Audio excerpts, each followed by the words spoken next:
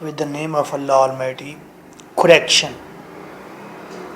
Rule number 1, ऐसे adverb जो past tense ज़हर करते हैं उनके साथ पास्ट इंडेफिनेट टेंस आता है। ऐसे एडवर्ब मदरजा झैल हैं। पहली बात, एगो, लास्ट, यस्टरडे, टाइम, ये 4 लफ्ज़ एडवर्ब हैं। क्या हैं? एडवर्ब हैं। मेरे साथ जवाब देंगे मुझे, क्या हैं ये? एडवर्ब्स। कौन कौन से हैं? अगो, लास्ट, यस्टरडे, टाइम। क्लियर। अच्छा, जब भी ये इन लफ्ज़ों में से कोई भी लफ्ज़ सेंटेंस में आ जाएगा तो वो सेंटेंस पास्ट इंडेफिनेट टेंस में होना चाहिए। एग्जामिनर कोई और टेंस में ये लफ्ज़ इस्तेमाल करेगा, आपने टेंस तब्दील कर देना है। क्लियर। पास्ट इंडेफिनेट टेंस की पहचान बताएं।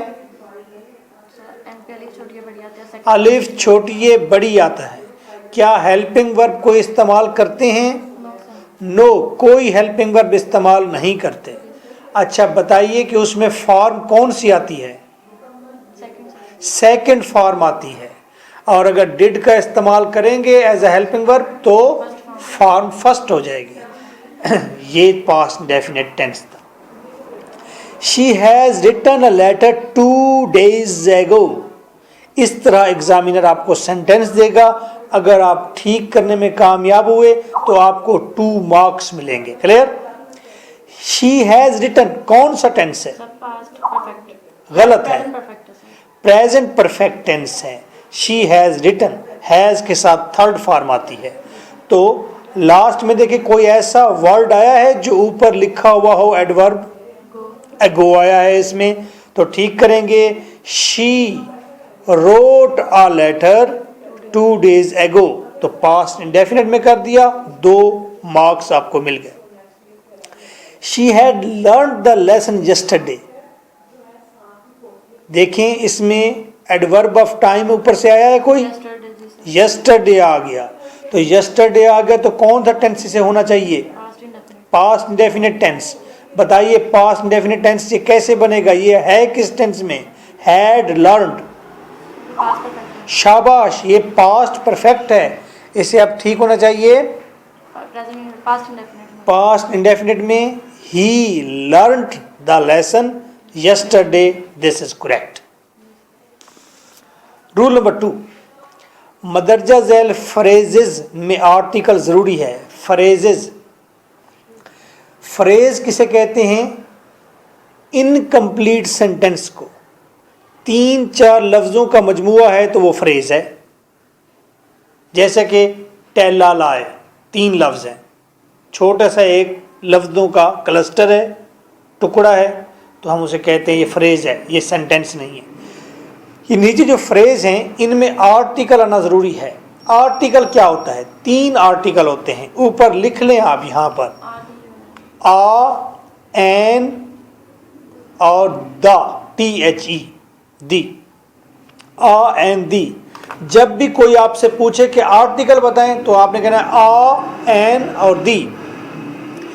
ये नीचे कुछ फ्रेज दिए हुए हैं, इनमें आर्टिकल भी आता है और वही आर्टिकल आता है जो हमने यहाँ पर लिखा है। क्लियर। आर्टिकल तब्दील नहीं होगा, यहीं के यहीं आर्टिकल आएगा। क्लियर है। यानी कि इन 8 फ्रेजेस को आपने रटा लगाना है, याद रखना है ज़िंदगी भर कि इसमें तब्दीली नहीं है। जैसा कि make a nice, get a headache, headache, हेडिच नहीं कहना, हेडेक, काफ की आवाज़ है, सरदर्द को कहते हैं। मेक अ नाइस, एग्जामिनर क्या करेगा? वो लिख देगा मेक नाइस। आपने क्या करना होगा? आ दरमियान में लगाना है तो मेक अ नाइस बन गया। एग्जामिनर क्या करेगा? वो लिखेगा मेक द नाइस, आर्टिकल तब्दील कर देगा। आपने आर्टिकल करेक्ट करना होगा, क्या लिखेंगे? आ लिखेंगे, मेक अ नाइस।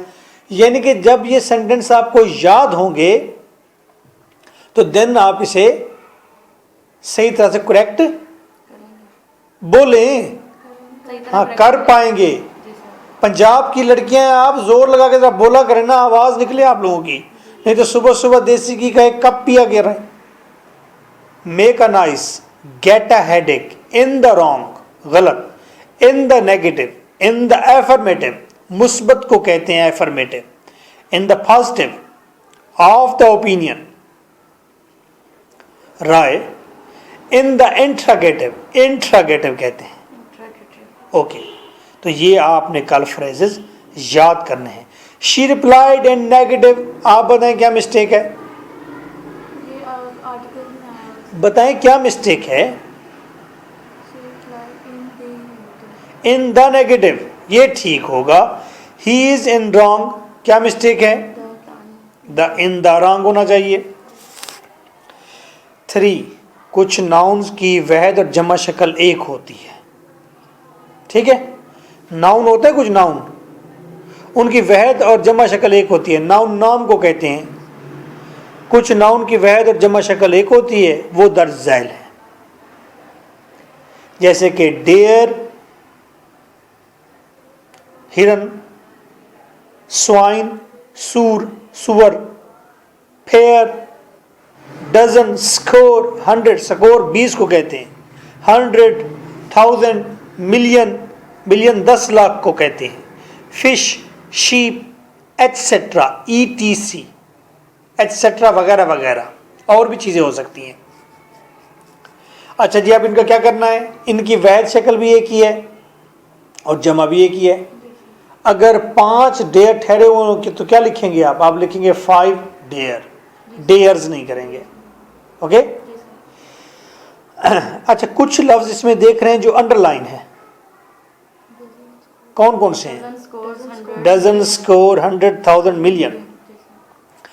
अगर अंडरलाइन अल्फाज के बाद ऑफ आए तो उनके साथ एस का इजाफा होगा, पहली बात यह है। अगर डजन के बाद ऑफ आया हुआ होगा तो फिर डजन के साथ एस आएगा, शाबाश।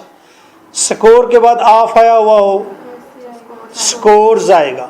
100 के बाद ऑफ हो, hundreds of, thousands of, millions of. अगर इनके बाद अंडरलाइन वर्ड के बाद ऑफ आया हुआ हो तो इनके साथ एस लगेगा। अगर मुख्तलिफ अकसाम की मछलियां हैं तो फिशेज इस्तेमाल कर सकते हैं इसी तरह। अगर एक ही मछली है, एक ही किस्म है, ट्राउट मछली है, तो फिर तो फिश ही आएगा। अगर ट्राउट भी है उसमें, अगर उसमें बोनीटा भी है, शार्क्स भी हैं, तो आप कहेंगे फिशेस।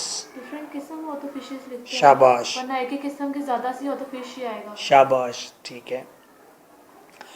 आइए अब हमने जहन में रख लिया कि कभी भी डेयर्स नहीं होता, डेयर होता है। स्वाइन नहीं होता, स्वाइन ही होता है, स्वाइन्स कभी नहीं होता। पेयर्स कभी नहीं होता, डजन कभी नहीं होता। हाँ होता है डजन्स, डजन होता है, डजन्स भी होता है। डजन्स कब होगा, जब उसके आगे ऑफ लगेगा। आई कॉट 2 फिशेज, करेक्ट करेंगे, I caught 2 fish. She earns $100 a week, वो हफ्ते में कई $100 कमाती है। तो 100 के बाद क्या लगा हुआ है, ऑफ लगा हुआ है, तो फिर क्या करना पड़ेगा, ऐसे लगाना पड़ेगा, तो 2 नंबर मिलेंगे आपको। She earns $100 a week. अब आपको ये याद कैसे करना है, ये चीज़ें याद रखने वाली हैं, याद करने वाली हैं, ठीक है। तो आपने क्या याद रखना है भाई, deer, swine, pair, dozen, score, 100,000 million, fish, sheep. ये जो 12 लफ्ज हैं, इन लफ्ज़ों के साथ एस नहीं लगता, पहली बात ये याद रखना। इसकी वैध भी वही है, जमा भी वही है। हाँ चंद अल्फाज ऐसे हैं उनके बाद अगर ऑफ आ जाए तो फिर ऐसे लगाना है। वो कौन से हैं, डजन, स्कोर, 100,000 मिलियन, 5 अल्फाज ये हैं। इस तरह से आप इसको रटा करेंगे, याद करेंगे पक्का पक्का। 4 मदरजा झैल नाउन्स वहद इस्तेमाल रखते हैं। क्यों जी, ये देखिए कौन कौन से जो वहद इस्तेमाल रखते हैं। न्यूज़, कभी आपने सुना है कि मैंने न्यूज़ सुनी, खबरें सुनी? नहीं, न्यूज़ ही होता है। वेजेस, कभी आपने ये नहीं कहा कि मैंने उससे अपनी उजरत ली तो मैंने उससे सिर्फ वेज लिया, आपने वेजेस ही कहा, मैंने अपनी वेजेस ली। पॉलिटिक्स, कभी आपने बगैर एस के पॉलिटिक्स नहीं देखा होगा। Innings, hair, bread, poetry, scenery, mathematics, physics, luggage, luggage सामान को कहते हैं, फर्नीचर, नॉलेज, प्रोग्रेस। फर्नीचर्स नहीं सुना होगा, फर्नीचर सुना है। ये हैं, बस ये वहद इस्तेमाल रखते हैं, चाहे इनके बाद एस लगा हुआ है या नहीं लगा हुआ, इनका इस्तेमाल वहद है। ठीक है, अब मैं आपको समझाता हूँ, आगे देखिए, सेंटेंस से आपको समझ आएगा कि किस तरह का सेंटेंस एग्जामिनर देगा। आई एट 2 ब्रेड्स। अब हमें पता है ब्रेड के साथ एस नहीं आता, ये वैध इस्तेमाल होता है ब्रेड। लेकिन रोला ये है कि हमारे पास 2 ब्रेड हैं। अब हम किसी को समझाना भी चाहते हैं कि 2 ब्रेड है हमारे पास, तो हम इसको इस अंदाज में लिखते हैं, I ate 2 pieces of bread. आपने फर्नीचर खरीदा है, आई परचेज्ड 2 फर्नीचर्स, गलत है। I purchased 2 pieces of furniture.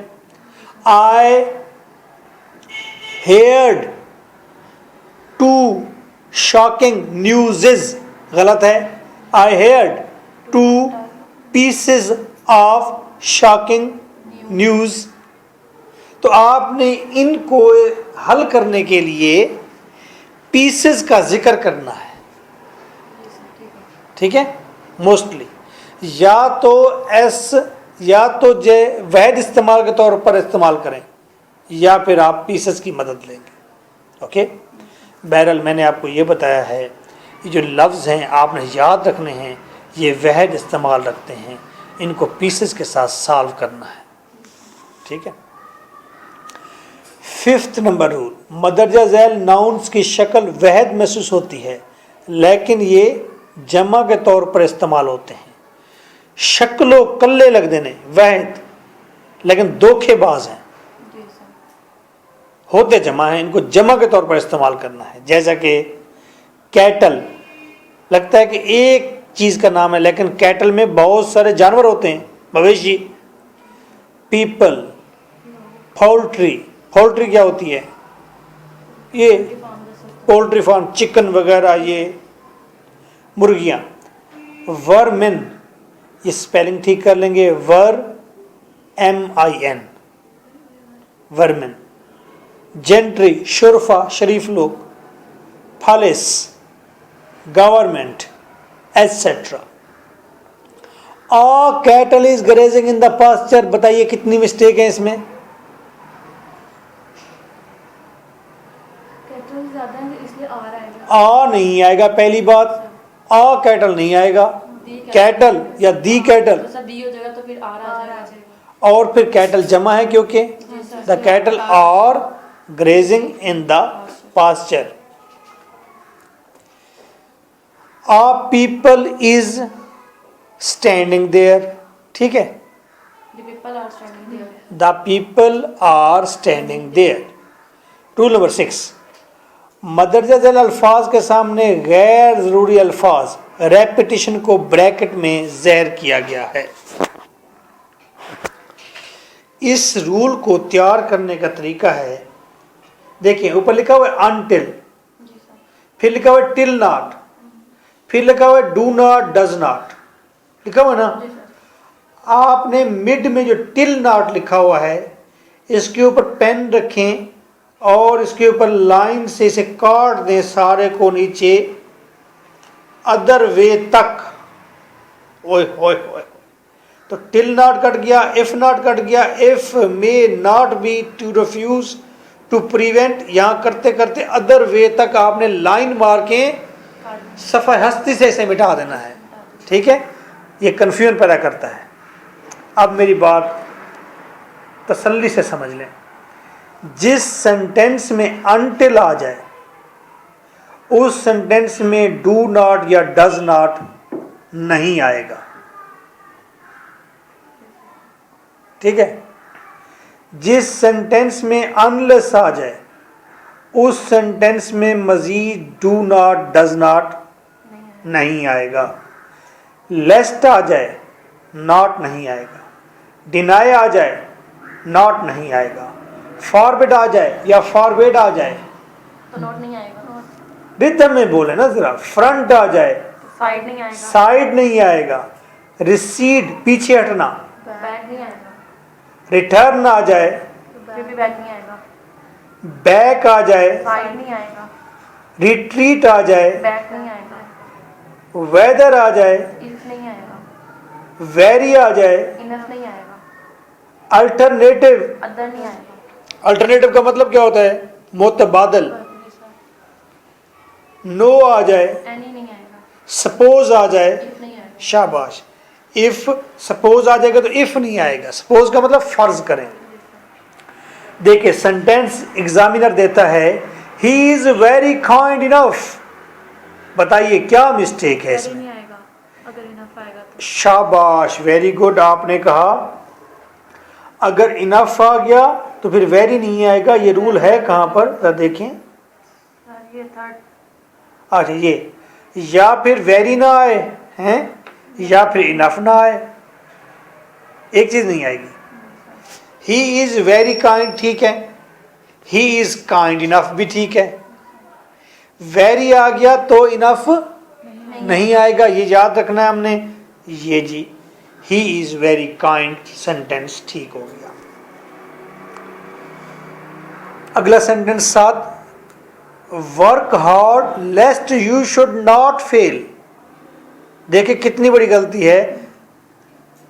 List आ गया तो नोट नहीं आएगा। लेस्ट आ गया तो नॉट नहीं आना चाहिए।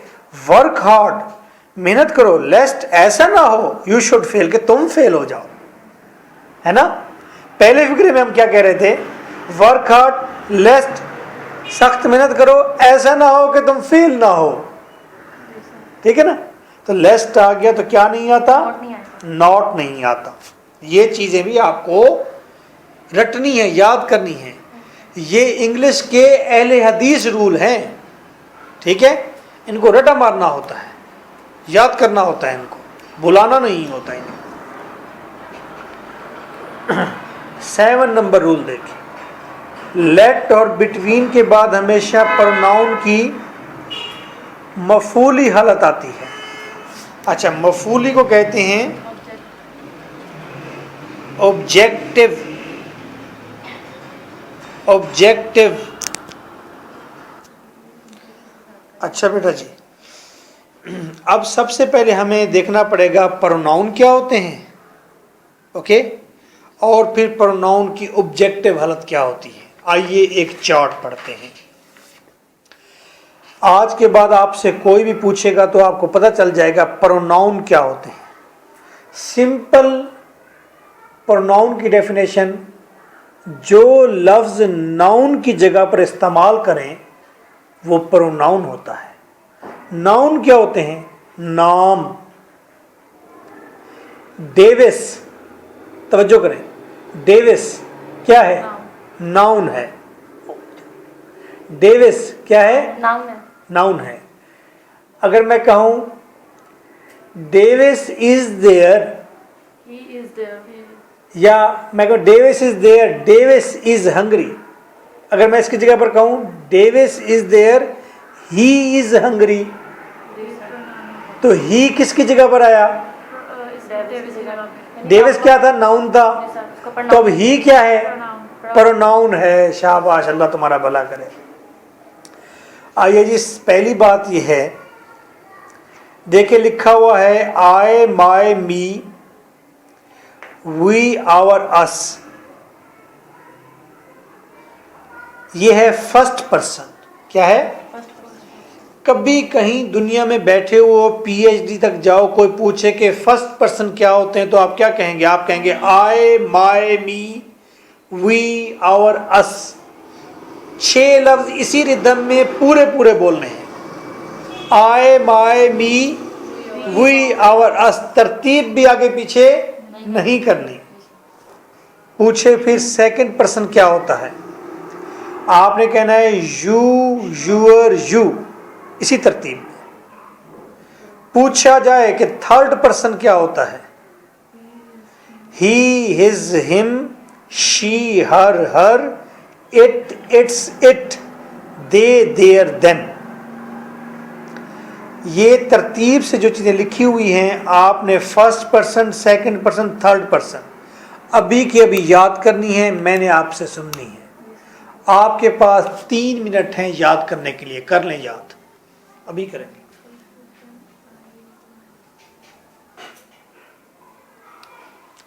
तरतीब भी आगे पीछे नहीं होगी।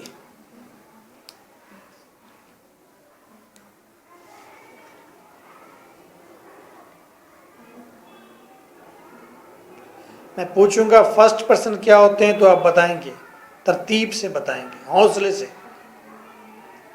सेकंड पर्सन पूछूं फिर भी हौसले से, तरतीब से, कोई वर्ड आगे पीछे ना हो।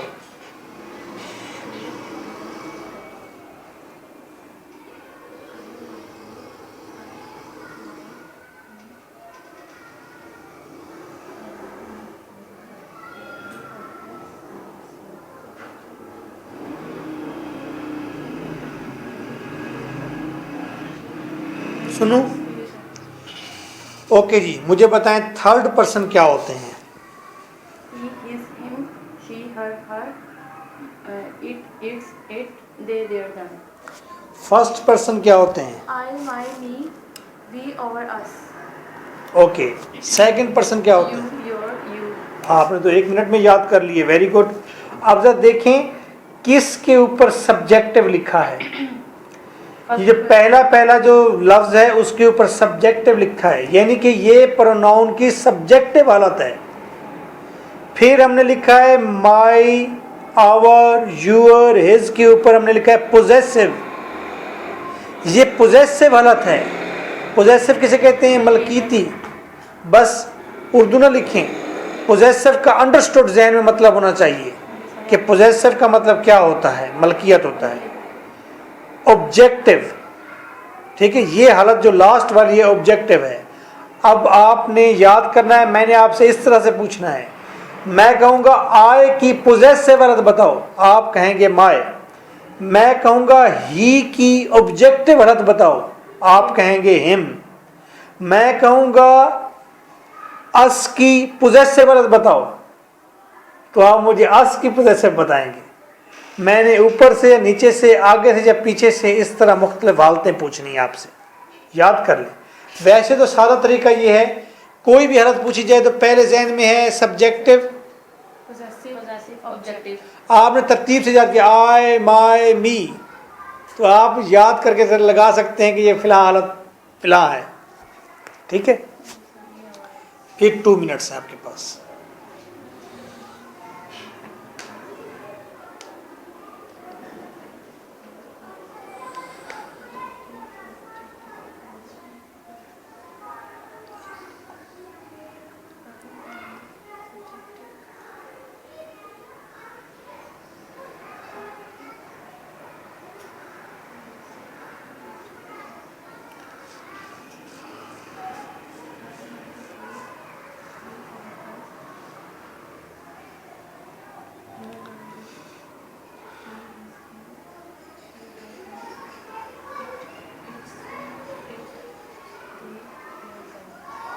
ओके, आप बताएं मुझे मी की ऑब्जेक्टिव हालत क्या है।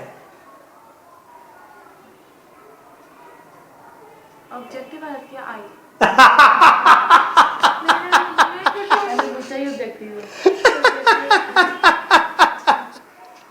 जी आप बताएं मी की ऑब्जेक्टिव हालत क्या है। समय की objective हालत में ही है। मी खुद ऑब्जेक्टिव हालत है, हैं? चक्कर में आ गई ना आप। अच्छा बताएं आप वी की पोजेसिव हालत क्या है। We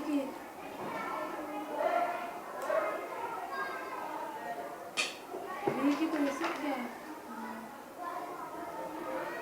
Us. रॉन्ग हो गया, वी की Our. आवर। सिंपल है, वी, आवर, अस।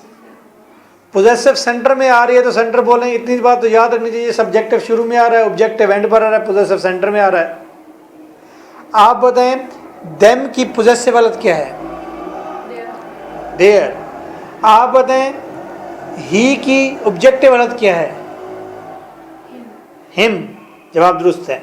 अब आपको सब्जेक्टिव और ऑब्जेक्टिव हालत का पता चल गया। आज आपको पता चल गया प्रोनाउन क्या होते हैं। ये सारे लफ्ज जो आपने पढ़े हैं ये सारे प्रोनाउन हैं। क्लियर?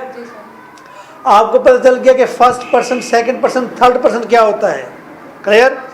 आपको पता चल गया कि सब्जेक्टिव हालत क्या होती है, पोजेसिव क्या होती है, ऑब्जेक्टिव क्या होती है। रूल नंबर 7 पर दोबारा चल रहे हैं। कह रहा है लेट और बिटवीन के बाद हमेशा प्रोनाउन की ऑब्जेक्टिव हालत होती है।